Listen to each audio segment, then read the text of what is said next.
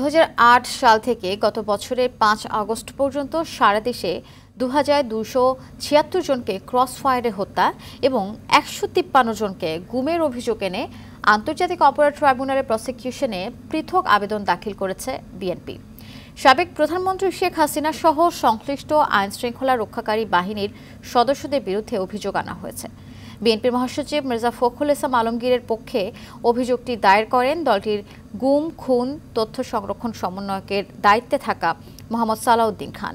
অভিযোগে বলা হয়েছে, গত ১৬ বছরে বিএনপির রাজনীতিকে নিশ্চিহ্ন করতে আওয়ামী লীগ সরকারের প্রধান ও অতি উৎসাহী কিছু আইনশৃঙ্খলা বাহিনীর সদস্যরা বিএনপির নেতাকর্মী ও সমর্থকদের অপহরণ করে গুম করে হত্যা করেছে এবং এখন পর্যন্ত অনেকেই নিখোঁজ আছে।